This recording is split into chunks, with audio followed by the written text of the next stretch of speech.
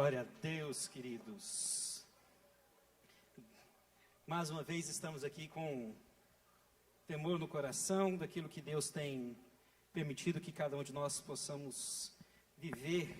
Eu quero convidar você aí aonde você está, para que nós possamos curvar a nossa cabeça novamente, continuar esse espírito de adoração, esse espírito de devoção e, acima de tudo, um coração aberto a receber do Senhor aquilo que Ele tem feito durante todo esse mês de julho.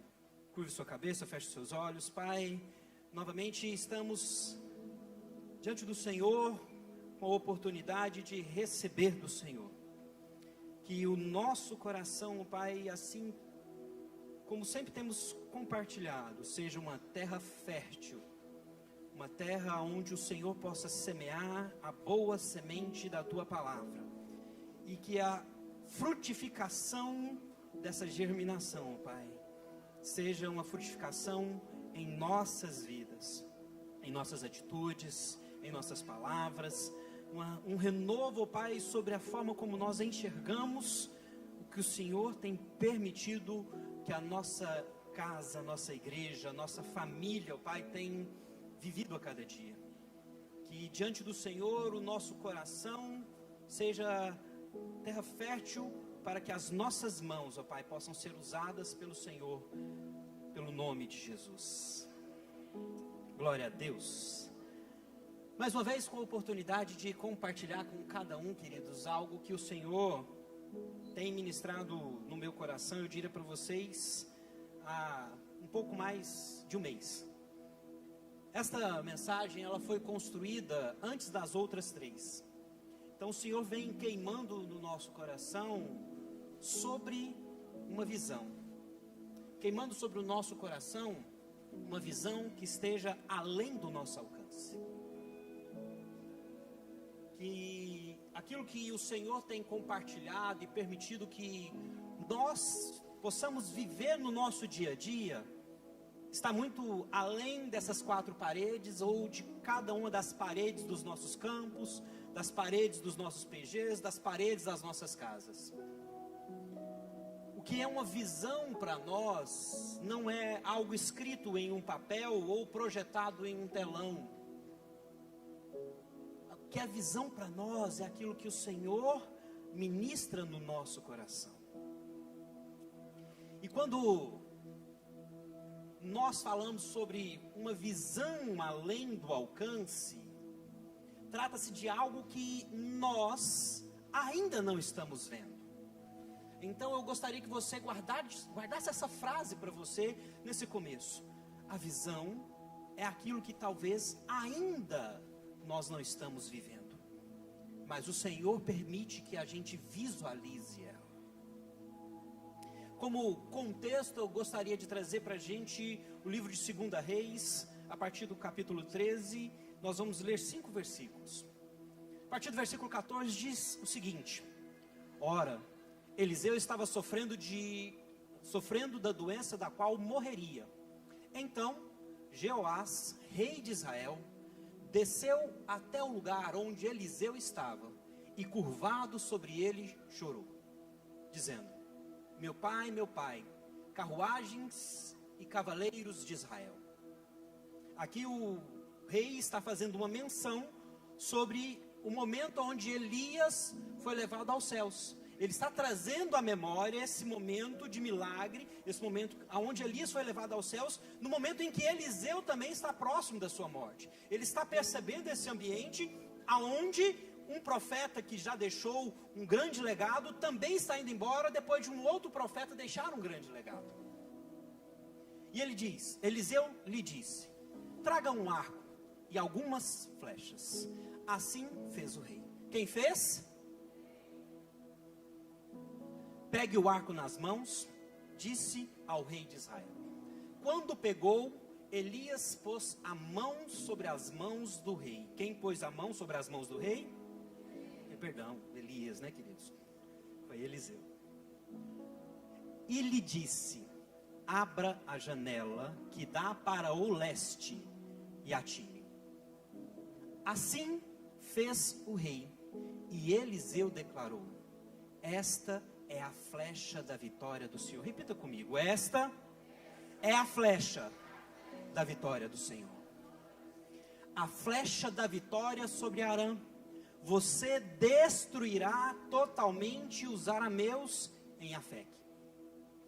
Em seguida, Eliseu lhe disse: pegue as flechas e golpeie o chão com elas. O rei as pegou, golpeou o chão 3 vezes e parou. O que o rei fez? E depois o homem de Deus ficou irado com ele e disse: você deveria ter golpeado o chão 5 ou 6 vezes, assim destruiria totalmente Arã. Agora, porém, você a vencerá somente 3 vezes. Quando nós vivenciamos, lendo esse texto, precisamos entender o contexto da vida do rei Jeoás. Rei Jeoás, ele era um rei do norte, o rei de Israel, onde 10 tribos estavam concentradas. E o reinado do rei Jeoás estava enfraquecido militarmente e espiritualmente. A Síria, que era um dos inimigos, já havia humilhado Israel por anos. E o exército de Jeoás estava reduzido. Na cabeça de Jeoás, o futuro parecia incerto. Só que quando nós olhamos para esse ambiente da vida de Jeoás, do que ele estava experimentando, do que ele estava vivendo, do que ele estava vivenciando, nós percebemos que este ambiente aonde Jeoás estava vivendo era um ambiente de incerteza, um ambiente de frustração. Jeoás, durante todo o seu reinado, que foi pouco, Jeoás reinou durante aproximadamente 16 anos. Ele não experimentou nenhum milagre. Jeoás não havia experimentado a manifestação de Deus dentro do seu reinado. Jeoás não havia experimentado o mover de Deus que ele tanto ouviu falar. Enquanto ele escuta a notícia de que o profeta Eliseu estava doente, ele decide ir visitá-lo. E a primeira forma como ele se apresenta dentro daquele ambiente, ele começa a lembrar de um dos últimos milagres, quando o último profeta havia ido embora, havia sido levado. Ele começa a trazer ao coração dele alguma esperança de viver algum milagre, visto que ele não havia participado do ministério de Elias e não havia participado dos milagres do profeta Eliseu. Durante o seu reinado, ele não havia visto Deus se manifestar na vida dele.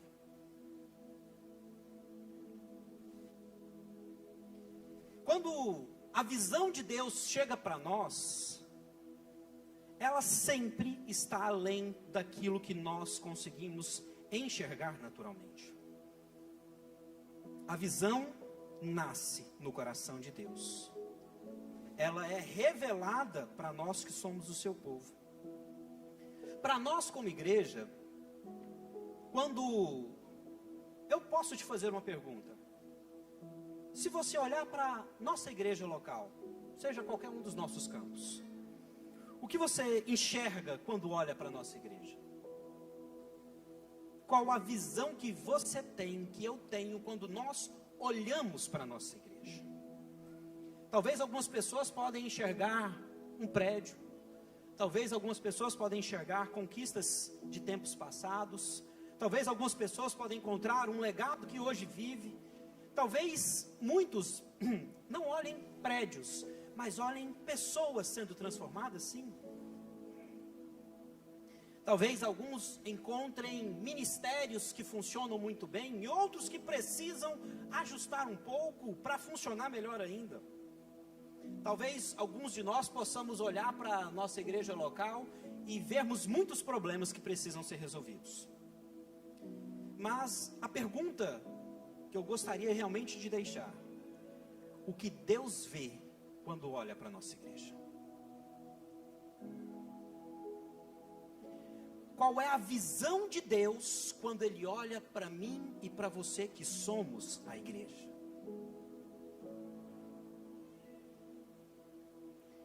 Porque existe uma diferença entre ver algo e enxergar algo. Enxergar, vamos aqui ver a diferença entre olhar e enxergar. Olhar significa direcionar os nossos olhos para algo. Enxergar é a capacidade física ou do sentido de captar e distinguir formas. Eu começo a enxergar quando eu começo a discernir formas. Jeoás olhava para o reino de Israel e via um reino enfraquecido. Eliseu, olhando para o reino de Israel, ele via uma nação restaurada. Jeoás olhava para aquela situação de crise. Eliseu enxergava uma oportunidade de vitória. Jeoás olhava o presente. Eliseu enxergava o futuro. E essa era uma diferença grande entre a perspectiva do homem, Jeoás, e a perspectiva de Deus em relação a tudo aquilo que estava acontecendo. A visão de Deus nunca nasce na nossa realidade atual. A visão de Deus não nasce agora.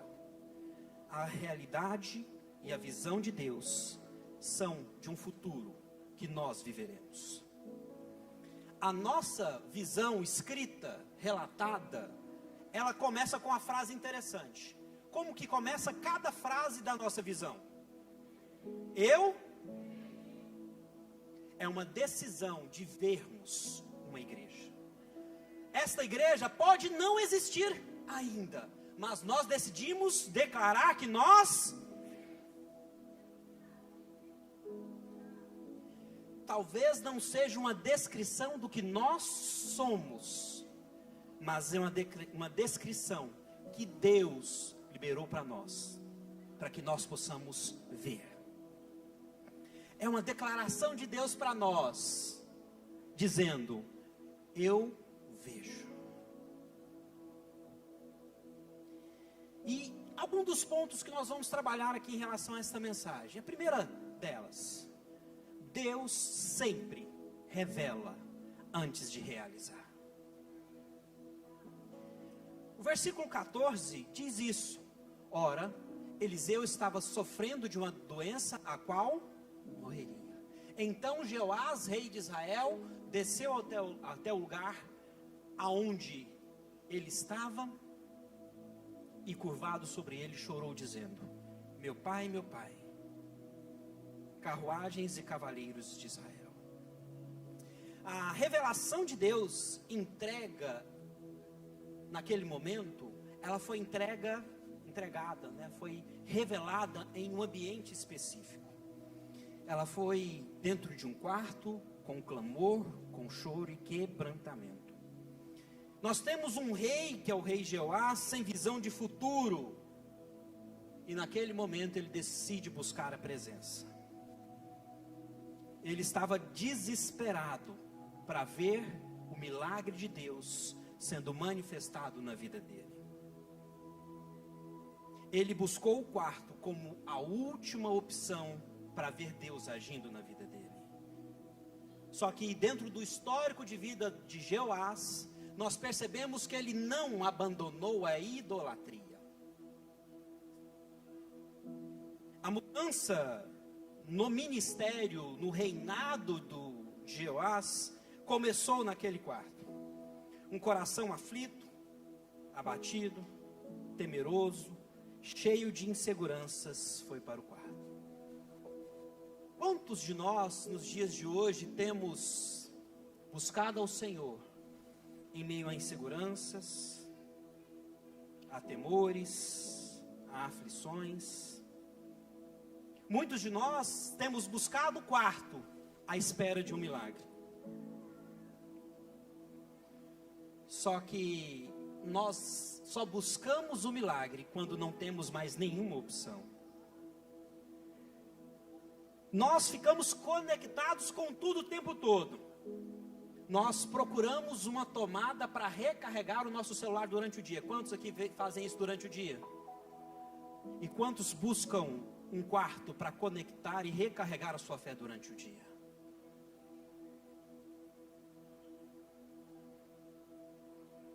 Muitos podem até usar uma desculpa de carregar um celular para recarregar-se espiritualmente. Desconecte do celular um pouco e conecte-se em Deus para recarregar a sua vida espiritual.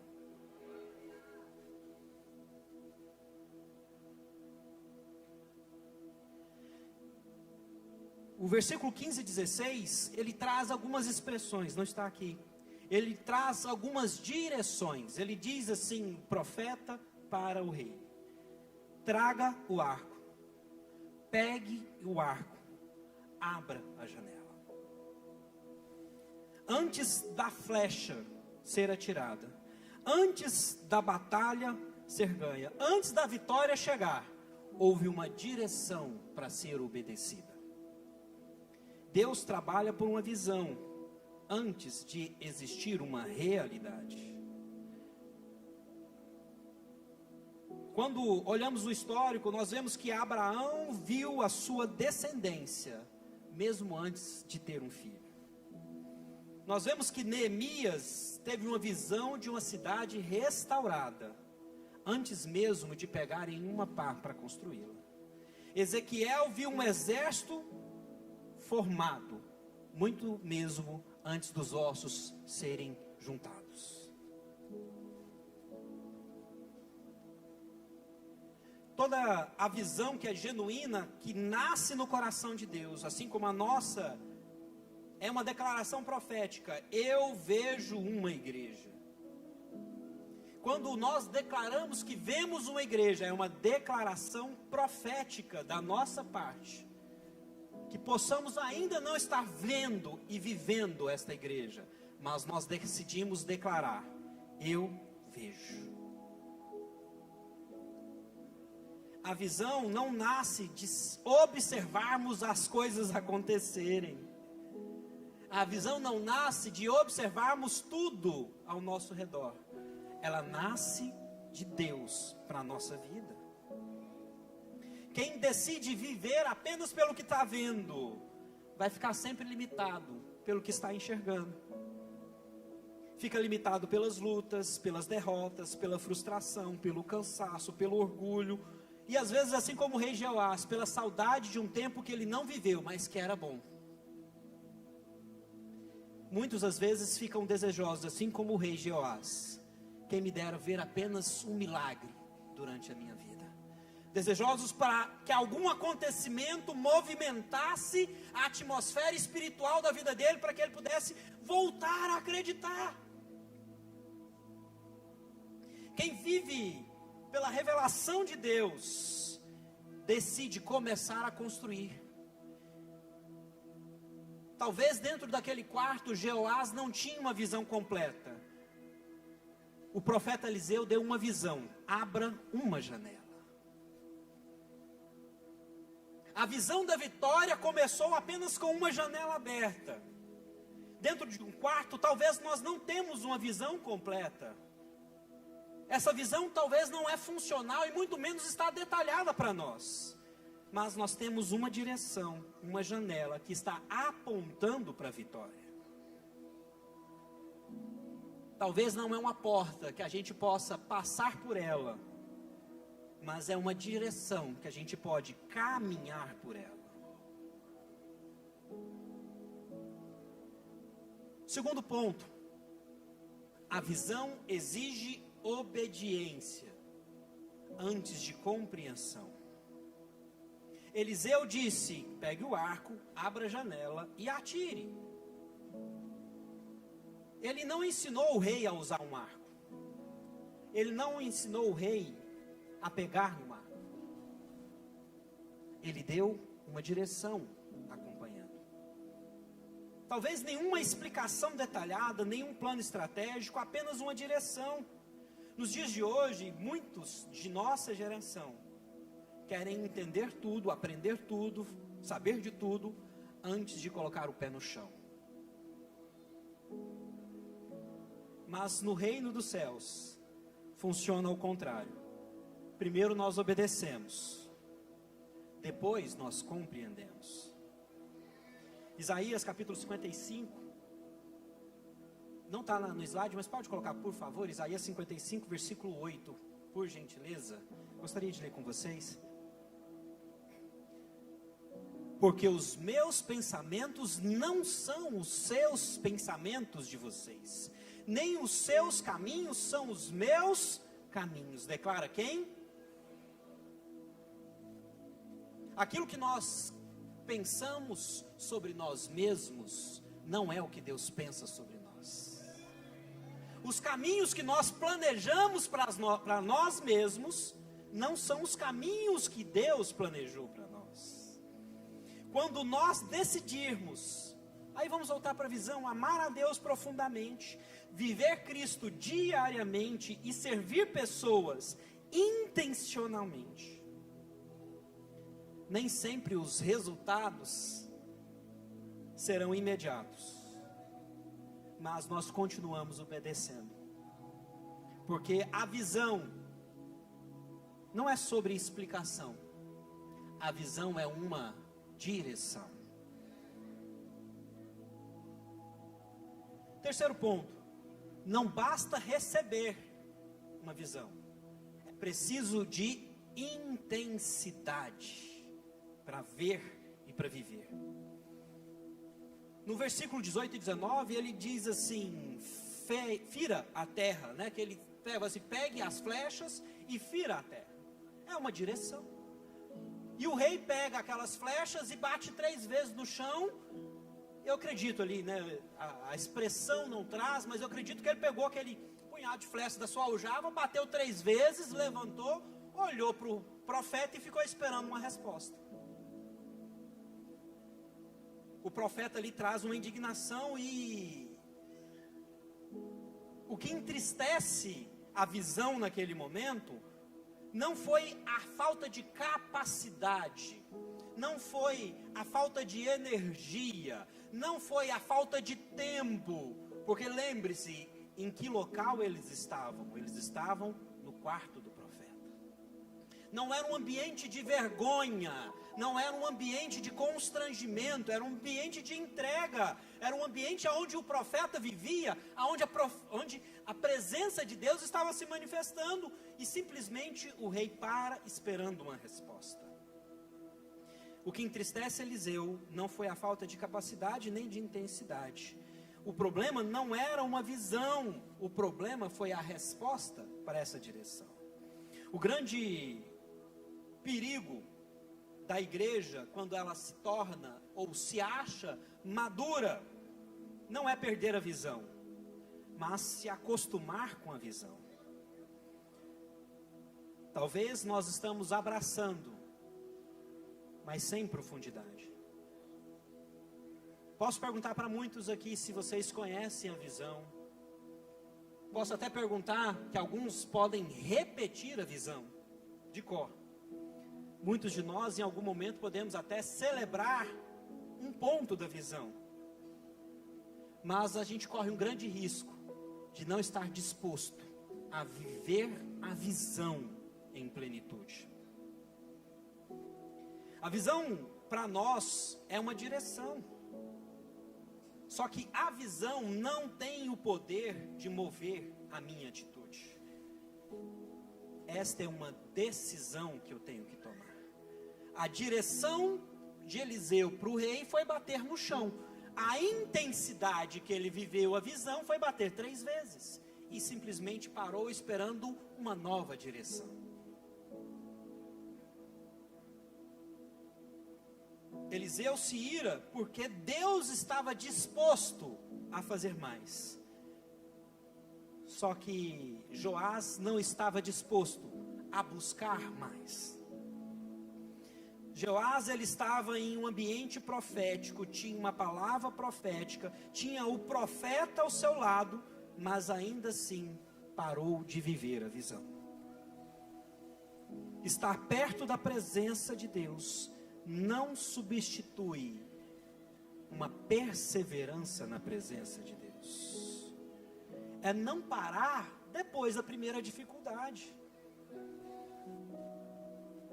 Será que Deus tem para nós mais do que nós estamos buscando? Quantas vezes nós estamos golpeando a terra e esperando uma nova direção? A visão só se torna realidade quando todos participam. Repita comigo: a visão se torna realidade quando todos participam. A visão de vitória do profeta para o rei era de vitória sobre uma nação. A visão não foi para o rei, a visão foi de vitória para a nação. Nunca foi para um ministério específico, foi sempre para o corpo, porque Deus não sonha com participantes, espectadores. Deus sonha com pessoas que se entregam totalmente a essa visão.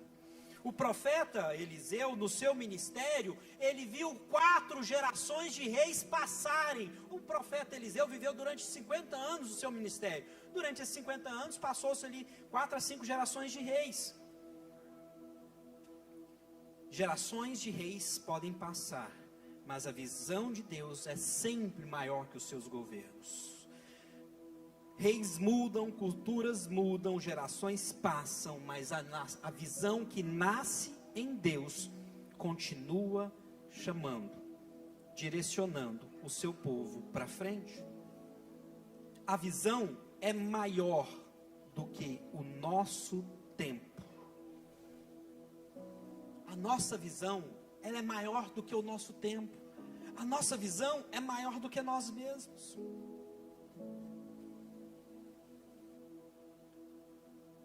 A visão atravessa gerações, até que Deus cumpra o seu propósito.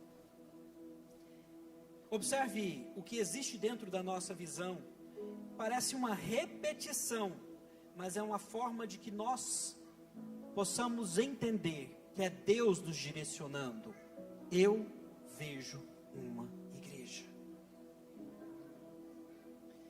Essa igreja, ela é em cada família, é em cada PG, ela é em cada discipulador, é em cada líder, em cada voluntário. Quando nós olhamos para essa expressão, quando nós olhamos para esse tempo, quando nós olhamos para aquele momento específico na vida de Jeoás, quando nós olhamos para aquele quarto, aonde ele buscou uma visão, dentro do quarto existia uma janela, um marco e algumas flechas. Jeoás viu apenas objetos. Eliseu viu destinos. Jeoás viu um rito simbólico direcionado. Eliseu viu gerações sendo impactadas. Talvez hoje a nossa igreja, a gente pode olhar para ela e apenas ver o agora. Mas eu gostaria de perguntar: o que Deus enxerga quando olha para a nossa igreja?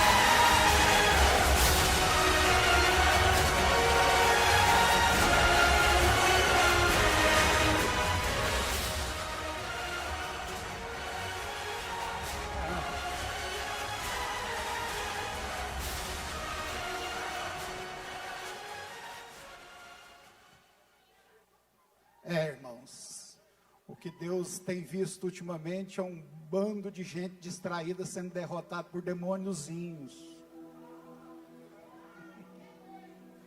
Quando você está distraído, você vai perder a batalha. É a única coisa que faz você perder, é a distração.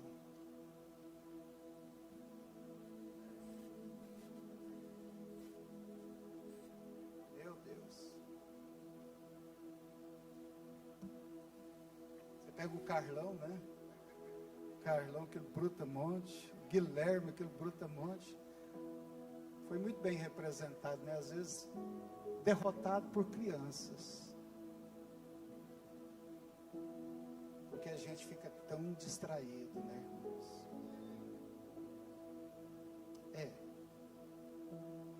Queridos, eu já fiz as minhas, depois tem que entregar o seu, né, tá faltando. Eu já fiz as minhas 4 inscrições dos homens aqui, ó. Então, todos vocês, homens que estão aqui, vocês precisam fazer a inscrição do encontro de vocês. As mulheres que estão aqui têm que pegar o seu encontro e nos ajudar. Você tem que fazer a inscrição de que não seja seu marido, não seja gente da igreja. Você vai ajudar também a fazer. Eu gostaria tanto que você entendesse isso. Porque, escute aqui, por favor, não é sobre um evento. É sobre restaurar a dignidade masculina dentro de casa, no reino de Deus, na sociedade. Não é sobre um evento. Isso aqui não é para a gente fazer um evento. Isso aqui é para a gente restaurar e posicionar homens segundo a visão de Deus. Por isso que eu peço, se o propósito é esse, os homens têm que participar fazendo as suas inscrições, inscrição dos seus amigos, e as mulheres devem participar fazendo inscrição, porque toda pessoa que participar desse encontro, ele vai ser restaurado, você não tem dúvida disso. Amém? Eu quero pedir aos irmãos que não deixe de fazer a inscrição. Se você ainda não fez, precisa fazer, né? E além de fazer a sua, fazer de mais 4 aí, porque o objetivo nosso é encher esse salão aqui de homens que vão ter uma experiência e viver uma experiência muito forte com Deus. Amém, gente? Queridos, nessa parte aqui, eu quero pedir aos irmãos que estejam bem atentos.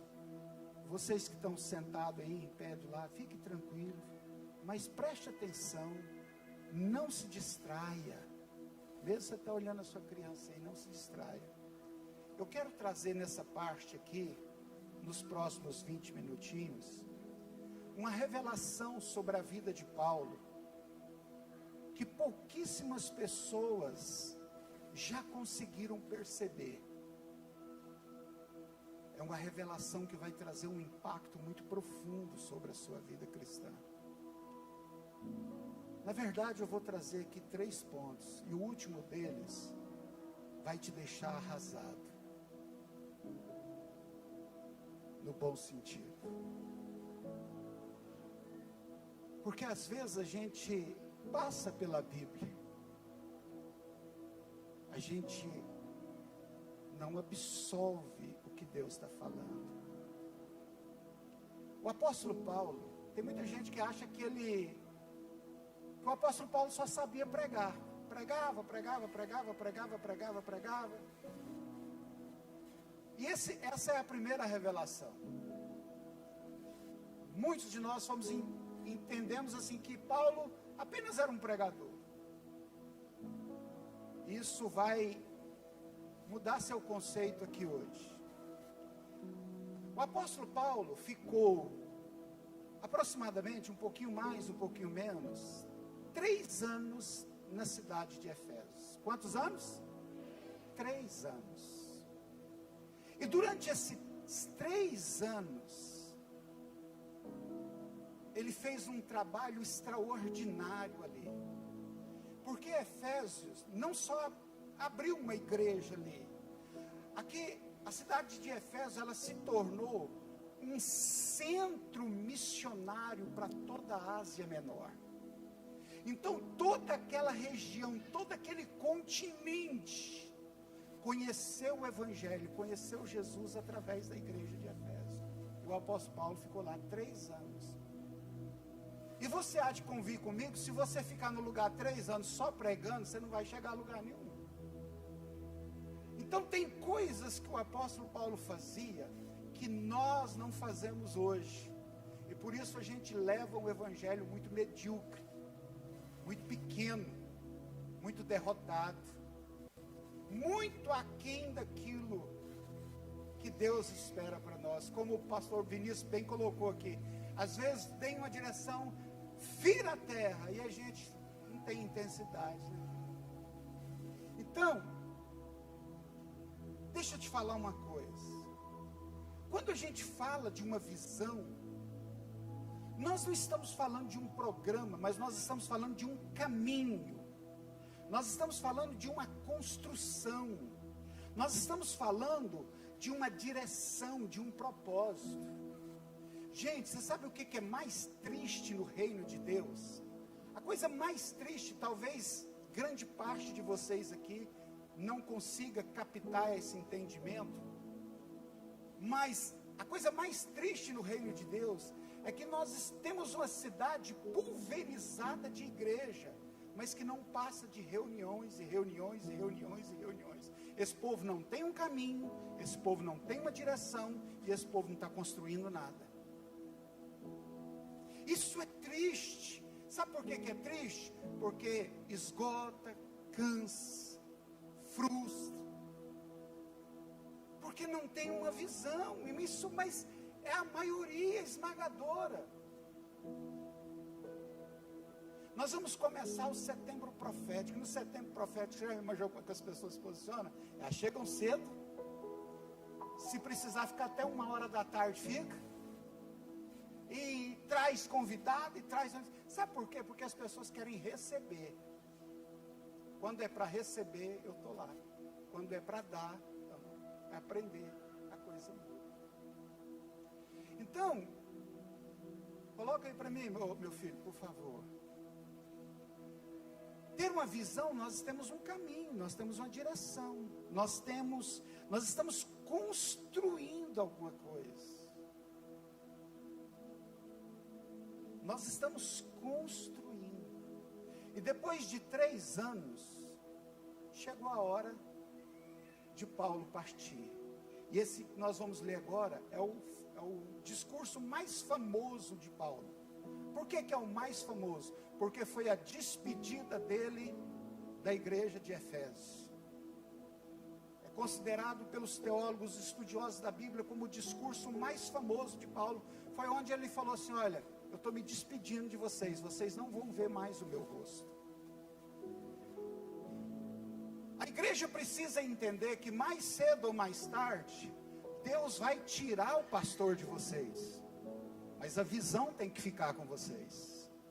Deus tirou Paulo de Efésio, mas a visão ficou com eles.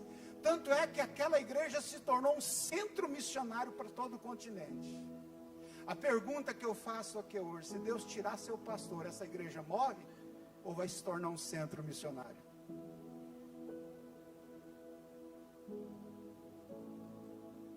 Será que a visão morreria com você?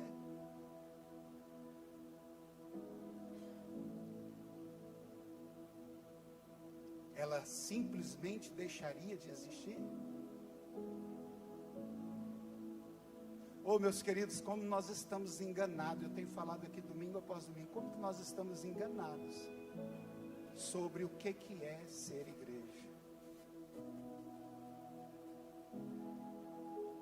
Olha, por favor, preste atenção.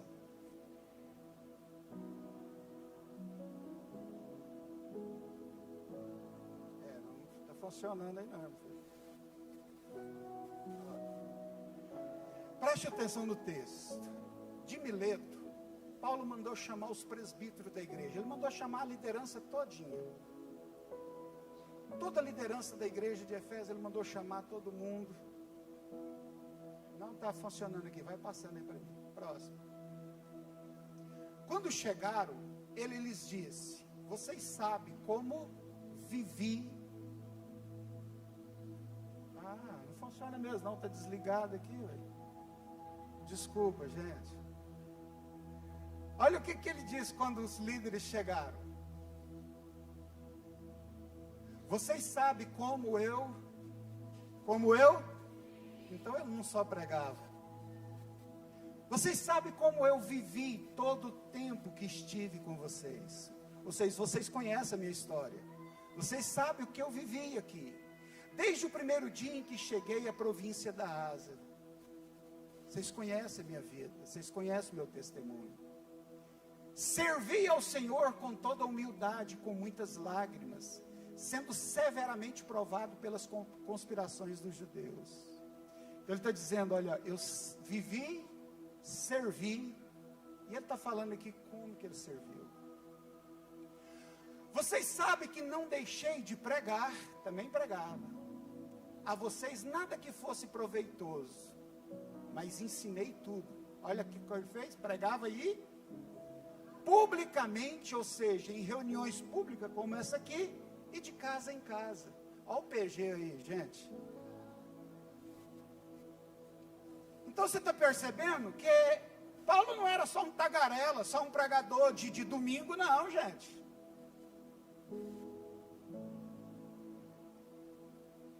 Testifiquei tanto a judeus como a gregos que se arrependam diante de Deus e creiam em nosso Senhor Jesus Cristo. Essa é a mensagem dele. Agora, compelido pelo Espírito, ele está dizendo assim, olha, então eu estou indo embora, mas não é porque eu quero. É o Espírito que está me mandando, chegou a hora, parou. Compelido pelo Espírito, vou para Jerusalém, sem saber o que me acontecerá lá. E todo mundo você sabe, Jerusalém foi parar onde? Em Roma. Aonde foi? Decapitado. Então essa reunião era muito importante para Paulo, para a liderança. Só sei que em todas as cidades o Espírito me adverte de que me espera prisões e sofrimentos. Esse era o ministério dele. Então ele está falando, reunindo, conversando com a liderança, falando, olha, durante 3 anos eu vivi aqui, vocês sabem como que eu vivi, vocês sabem como que eu servi. Todavia, não me importo nem com a minha vida, não considero a minha vida de valor algum a mim mesmo. Desde que eu termine o que, gente? A corrida e complete o ministério que o Senhor Jesus me confiou, que é testemunhar do Evangelho da graça de Deus. Ele está falando, eu não importa o que eu vou passar em Jerusalém, as perseguições, as lutas, o sofrimento, isso aí não importa. O que importa é completar a carreira. Sabia que você tem uma carreira? Uma carreira espiritual para ser concluída? Aí ele continua, agora eu sei que todos vocês, dentre os quais passei pregando o reino, nunca mais voltarão a me ver. Talvez esse é o ponto mais duro do discurso. Essas pessoas estavam acostumadas com Paulo. E ele está dizendo, olha, a partir de hoje vocês não verão mais o meu rosto. E você imagina tudo que foi vivido, tudo que foi construído ali, mas Paulo está deixando uma mensagem para essas pessoas. E ele diz, portanto, eu declaro hoje que estou inocente do sangue de todos vocês. O que ele está dizendo? Olha, tudo que eu tinha para ensinar eu ensinei, tudo que eu tinha para fazer eu fiz, tudo que eu tinha para fazer no meio de vocês eu fiz. Estou indo embora. Se vocês deixarem a visão morrer, eu não tenho nada mais com isso. É vocês. É você. Eu estou inocente do sangue de vocês. Eu preguei, eu ensinei, eu treinei, eu fiz trabalho. Agora, compelido pelo Espírito, eu estou indo. Pois não deixei de proclamar-lhes toda a vontade de Deus. Olha aí, irmãos.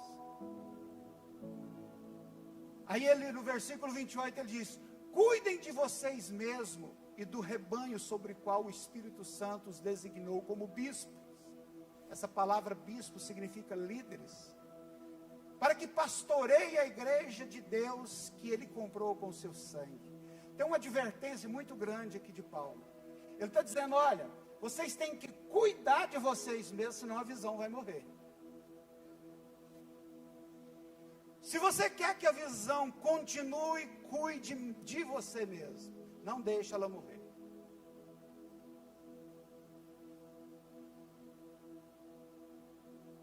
Sei que depois da minha partida, lobos ferozes penetrarão no meio de vocês e não pouparão o rebanho. Gente, o que tem de lobos ferozes hoje, querendo aproveitar da política, da política na igreja, do comércio na igreja, para aproveitar da igreja, é uma loucura.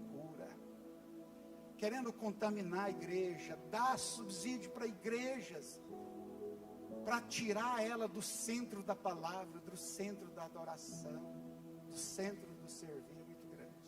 Ele está dizendo: vocês têm que cuidar disso, porque muitos lobos virão. Dentre vocês mesmos, no meio de vocês mesmos, se levantarão homens que torcerão a verdade, a fim de atrair discípulos para si mesmo. Não é bem assim como o Paulo fala, não, gente. Não precisa disso, é exagero. Ele está falando: no meio de vocês vão se levantar gente que vão distorcer a verdade. Por isso vigiem. Lembre-se que noite e dia, durante 3 anos, jamais cessei de advertir com lágrimas cada um de vocês.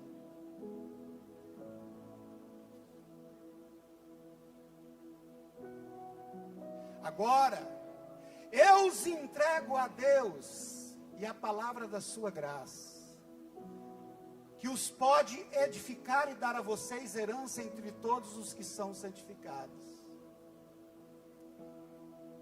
Não cobicei prata, nem o ouro, nem as roupas de ninguém. Ele está falando: no tempo que eu fiquei com vocês, acha uma pessoa que eu peguei dinheiro emprestado, não paguei, exigi que vocês me dessem alguma coisa, ouro, prata. 3 anos que eu vivi no meio de vocês, nunca cobicei ouro, nunca cobicei prata, nunca extorqui ninguém, nunca exagerei nada de vocês. Vocês mesmos sabem que essas minhas mãos cobriram as minhas necessidades e a dos meus companheiros. Nós trabalhamos. Em tudo o que fiz, mostrei a vocês que é preciso trabalhar arduamente para ajudar os que estão em necessidade. Lembrando que as palavras do próprio Senhor Jesus, que disse: mais bem-aventurado coisa é dar do que receber.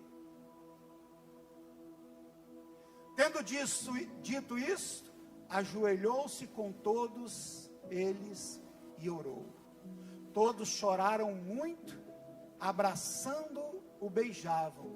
E o que mais os entristeceu foi a declaração de que nunca mais voltariam a vê-lo. Então o acompanharam até o navio. Esse discurso, eu vou entrar nos detalhes aqui, para trazer algumas revelações para vocês, como que Paulo viveu o Evangelho. Você já deve ter tido algumas percepções. Mas esse texto deixa bem claro para todos nós que essa foi exatamente a maneira como Paulo viveu. Ele amou o Senhor acima de tudo. Viveu Cristo diante das pessoas e dedicou sua vida ao serviço do reino. Não era só uma galera, irmãos. Você está percebendo que ele tinha uma visão, que ele amava a Deus e tudo que fazia era porque amava a Deus. Você está percebendo que o trabalho dele era viver Cristo entre as pessoas? Você está percebendo que ele dedicou a vida dele ao reino de Deus? Muitos cristãos não têm essa percepção, acham que Paulo escreveu os Novos Testamentos, só orava, só pregava. Não, irmãos.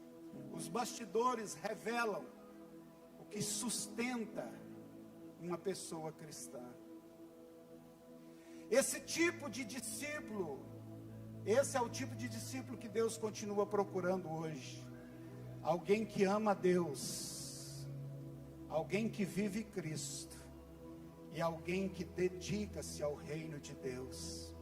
Será que tem interessados nisso aqui hoje? Porque esse é o Evangelho.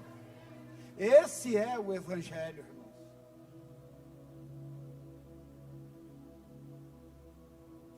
Paulo começa lembrando como viveu entre eles. Servia ao Senhor com toda a humildade. Vocês sabem como que eu vivi no meio de vocês. Eu servia ao Senhor. E ninguém podia falar nada, porque era isso que ele viveu. Todo mundo conhecia. Irmão, será que os crentes de hoje podem chegar numa reunião pública e dizer assim, ó, vocês sabem como que eu tenho vivido no meio de vocês. Eu servi ao Senhor. Observe que Paulo não diz que serviu uma igreja, serviu um projeto ou uma denominação. Ele diz, eu servi ao Senhor. Eu não tenho dito aqui para você que se você quiser servir a Deus, você tem que servir pessoas.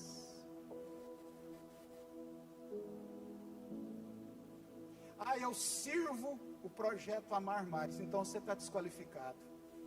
Você não serve o projeto Amar Mais, tem que servir pessoas. Eu sirvo o ministério. Não, então você tem que servir pessoas. Porque servindo pessoas, você está servindo a Deus. Quem ama a Deus, serve por amor, não por reconhecimento. Permanece fiel mesmo nas lágrimas. Lembra de Paulo? Olha, eu não sei o que vou enfrentar em Jerusalém. Irmão, depois você lê o que ele enfrentou quando chegou em Jerusalém. O que ele passou quando chegou em Jerusalém.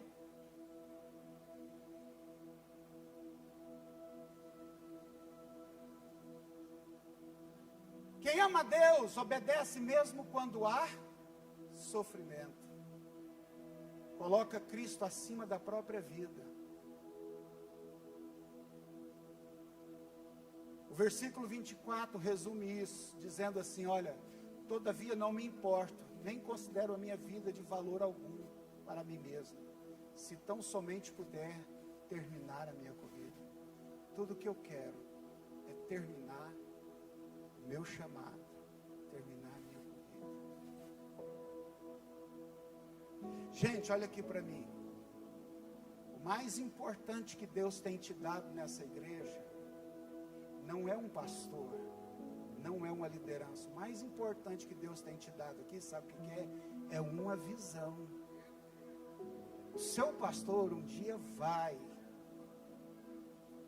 Um dia ele será tirado de você. Aí o que acontece? Você não vai, durante todo esse tempo você não pegou a visão, você não viveu a visão. Morreu.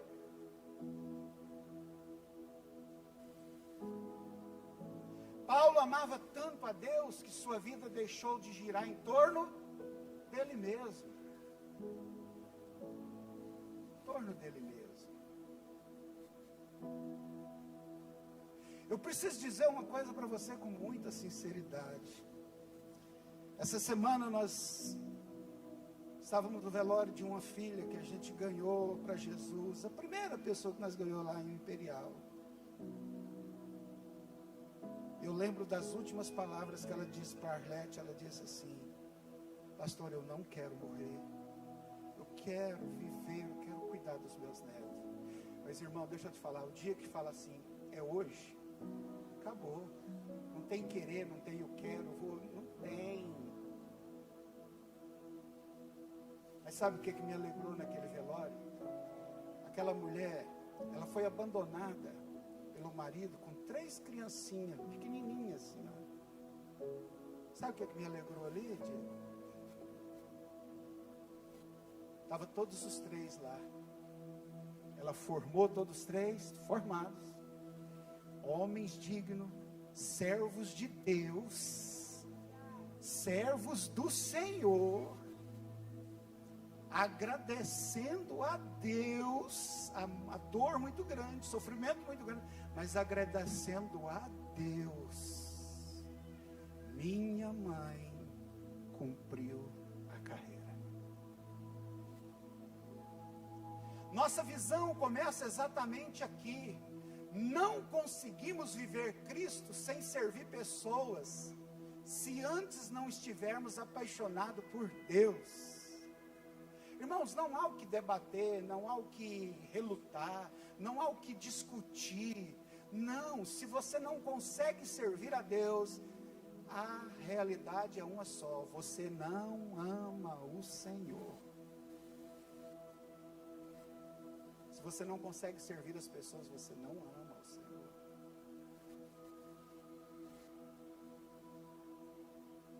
Eu estava vendo ali, aquela amada minha ali, estava ali, eu fiquei com dó dela.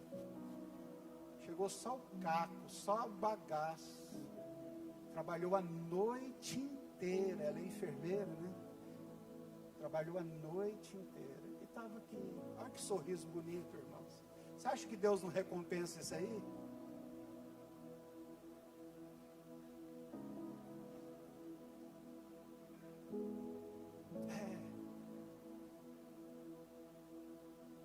O amor por Deus é o combustível de toda a nossa visão. Você nunca vai entender a visão, você nunca vai amar a visão, você nunca vai ser apaixonado pela visão, você nunca vai interagir com a visão se você não amar a Deus. É ela, tudo é por ela. Você imagina Paulo dizendo assim: olha, irmãos, eu estou indo para Jerusalém, eu não sei o que vai acontecer, eu só sei que o Espírito Santo já me falou, dores e sofrimentos virão, e como de fato veio, você pode ler lá. Eu só sei que vai me acontecer dor e sofrimento e perseguição, mas eu não tenho a minha vida em nada preciosa para mim mesmo. E vocês cuidem de vocês. Cuide do rebanho. É o combustível. Viver Cristo é permitir que o Evangelho seja visto através da nossa vida. Gente, as pessoas não veem Cristo no culto, elas não veem Cristo lendo a Bíblia, elas veem Cristo vivendo em nós. É vivendo em nós, é através da minha vida que as pessoas veem Cristo, é através da sua vida. Olha o que Paulo diz: jamais deixei de anunciar-lhes tudo que fosse proveitoso. Rapaz, é muita ousadia o cara chegar assim numa reunião dessa e falar assim: olha, eu estou limpo do sangue de vocês, porque tudo que eu tinha para ensinar, eu ensinei, eu não guardei nada para mim, eu ensinei, eu admoestei, eu corrigi, eu falei, tudo que tinha, eu fiz. Então, aqui eu não sou mais responsável, é você agora. Se essa visão morrer, morreu por causa de você. E ele diz também: jamais deixei de anunciar todo o propósito de Deus, versículo 27. Paulo não apenas pregava Cristo, ele vivia Cristo. Hoje, irmãos, o que tem mais gente é pregando sobre Cristo, mas não vive Cristo. Vive mexendo com mulher casada, vive comprando e não pagando, vive mentindo, vive trapaceando, está no altar, mas faz tudo isso. Essa pessoa está pregando sobre Cristo, mas ela não está vivendo Cristo. Sua humildade, suas lágrimas, sua coragem, sua perseverança, sua fidelidade, tudo isso apontava para Cristo. Quando Paulo diz, vocês sabem como vivi todo o tempo entre vocês. Vivi esse tempo todo entre vocês. Hoje, falávamos ali, eu e a Jurecê, né, Jurecê? Quando nós começamos, Jurecê era bem novinha. Hoje está só o bagaço. Oh, desculpa. Está lembrando da mãe dela, ela me falando dessa mãe. Minhas companheiras de ministério lá no Califórnia, sabe quem que era? Era a mãe dela, Dona Eva, e aquela, esqueci o nome da outra irmã lá, meu Deus. Irmã Beth. Gente, um dia eu cheguei e falei assim, olha, eu vou entrar dentro de cada casa desse setor, não vai ficar nenhuma. Foi as 3 que foi comigo. Nós entramos dentro de todas as 385 casas. Oramos e pregamos o evangelho para todo mundo. O dia que você chegar no céu, você vai ver sua mãe lá. Aí você vai ver o que ela recebeu de Deus.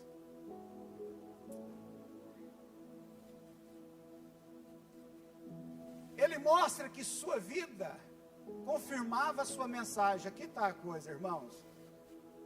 Não adianta pregar sobre Cristo. A nossa vida tem que confirmar a mensagem que nós estamos pregando. Senão não tem validade. A visão da igreja não é apenas falar de Jesus, é fazer Jesus ser visto. As pessoas precisam enxergar Cristo em nossa maneira de amar, nossa maneira de trabalhar a igreja, servir, perdoar, cuidar e viver. As pessoas têm que ser vistas. Amém, gente? Quem ama a Deus e vive Cristo, inevitavelmente serve pessoas.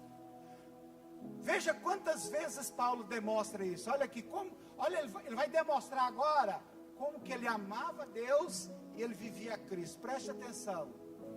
Olha aqui, ele ensinava de casa em casa. PG, reuniões caseiras. Advertia ou encorajava cada um com lágrimas. Cada pessoa, ele chorava por cada pessoa. Ele ia atrás, ele falava, ele encorajava, ele fortalecia. Isso aqui é evangelho, gente.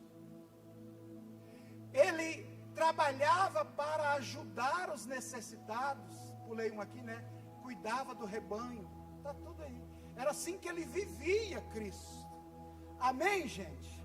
A gente não vive Cristo indo na igreja um domingo por mês. Isso não é viver Cristo, não. E hoje tem até aqueles que dizem assim, eu não preciso de igreja. Eu não preciso de pastor. Irmão, a pessoa tendo pastor e tendo igreja já vive uma vida derrotada. Você imagina com pastores, com igreja. Sem. No final ele cita Jesus. Olha o que ele diz. A maior felicidade é em dar do que receber. Talvez isso aqui é a grande lição do discurso de Paulo. Os crentes de hoje em dia só querem receber, eles não querem dar. Igreja é um lugar para mim receber. Igreja é um lugar para mim ser bem acolhido. Igreja é um lugar para mim ser amado. Igreja é um lugar para cuidar de mim e está tudo certo. Mas igreja também é um lugar onde você tem que fazer isso tudo. Servir pessoas não é apenas fazer algo. É entregar a própria vida. Amém, gente?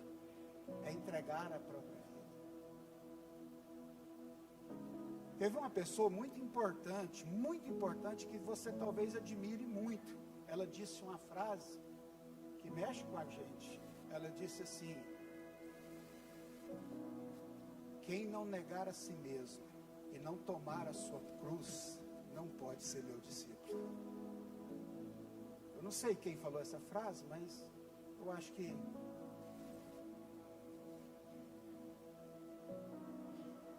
Paulo não apenas pregou, ele se gastou pelas pessoas. Amém, gente?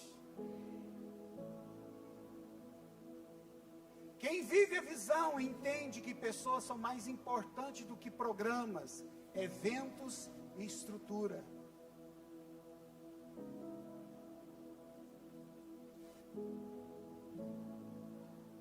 Paulo dá uma advertência para nunca perder a visão.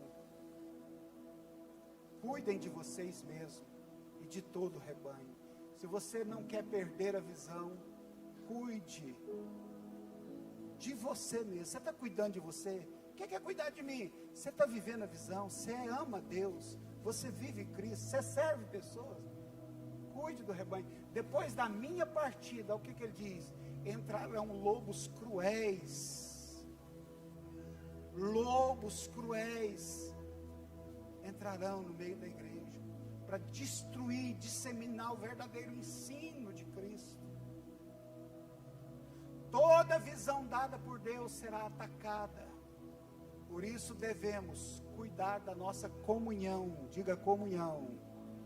Irmãos, a primeira evidência de uma igreja saudável, a primeira evidência de uma igreja saudável não é oração, não é batismo no Espírito Santo, não é. A primeira evidência de uma igreja saudável é a comunhão entre os irmãos.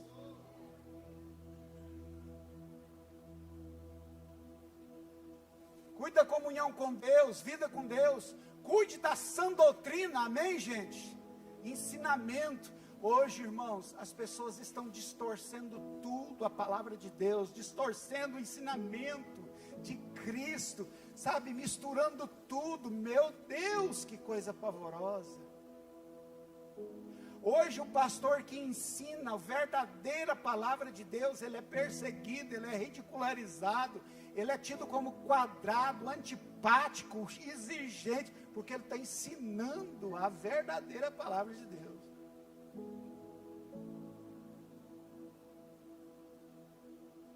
Cuida uns dos outros, protege a unidade da igreja, irmãos. Irmãos, o inferno ataca a igreja, mas sabe onde ataca a igreja? Na comunhão, na unidade. A visão só permanece viva quando o povo permanece o quê? Vigilante. Tem muita gente que acha que Ananias e Safiras foram mortos na igreja por causa do dízimo. Não foi, irmãos. Foi por causa da oferta. Aquilo ali foi só o ponto de partida. A verdadeira razão de Ananias e Safira morrer foi porque aquela atitude estaria disseminando uma desunião na igreja. E o texto termina de forma emocionante. Todos choraram, abraçaram Paulo, beijaram Paulo. Você sabe o que é esse choro, esse abraço e esse beijo? Esse choro e esse abraço e esse beijo não era só pela pessoa física de Paulo. Vem cá, fique de pé. Você é meio parecido com Paulo. Para ser um Paulo, você só tinha que mancar da perna. Vamos orar a Deus para você quebrar essa perna e ficar paralelo. Que fica certinho. Mas é desse jeito, baixinho, careca e mancado. Então esse abraço, esse beijo, esse choro, eram os irmãos dizendo assim: que Deus te abençoe, Paulo, siga seu caminho e fique tranquilo, nós cuidaremos da visão que você plantou aqui. Isso. Esse é o choro, esse é o abraço. Por quê? Porque Paulo não apenas ensinou uma visão, ele viveu a visão. Sabe o que ele estava dizendo? Um homem que viveu o coração de Deus esteve entre nós. No fim da vida, as pessoas não vão se lembrar apenas dos nossos sermões, mas elas vão se lembrar de como nós amamos elas.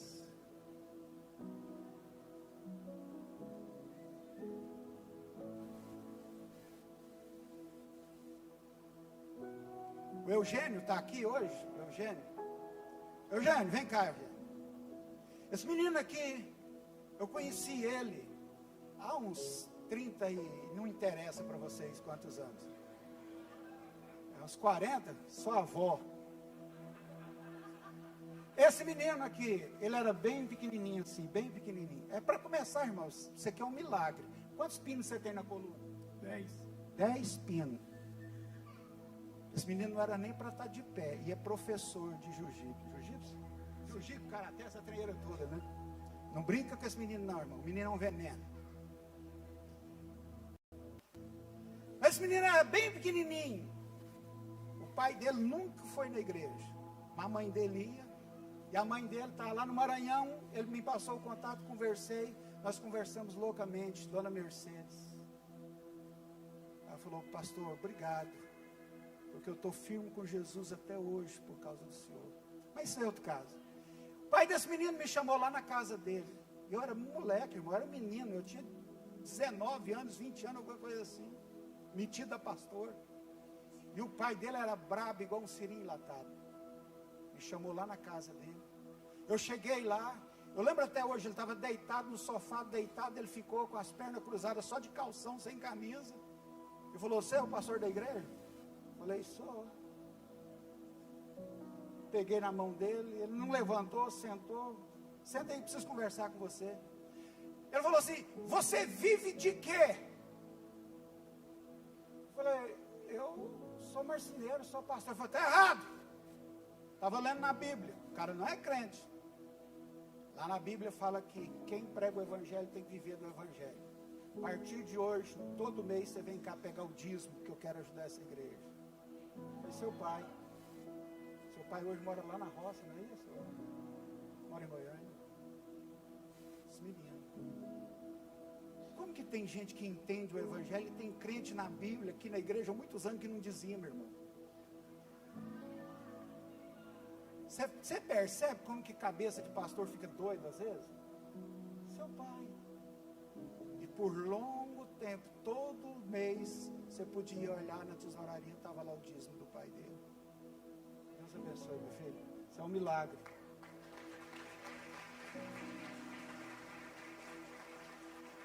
Você é lembrado, né, pelo sermão. Eu tenho certeza que ele nunca ouviu um sermão meu. Mas todas as vezes que eu via ele na rua, eu abraçava ele, cumprimentava ele, tratava ele com carinho, falava do amor de Deus para ele. Meus amados irmãos, ao encerrarmos este julho da visão, Deus não está nos chamando apenas para decorar 3 frases: amar a Deus, viver Cristo. Porque isso aí você já sabe, não é para você decorar isso. Mas Deus está nos chamando para viver uma vida que reflita o Evangelho.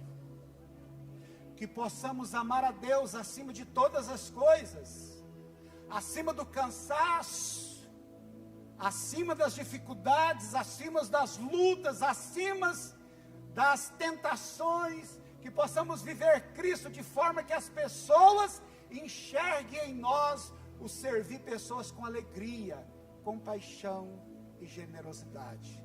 Se fizermos isso, nossa visão deixará de estar apenas aqui no telão e passará a estar gravada no coração de cada discípulo.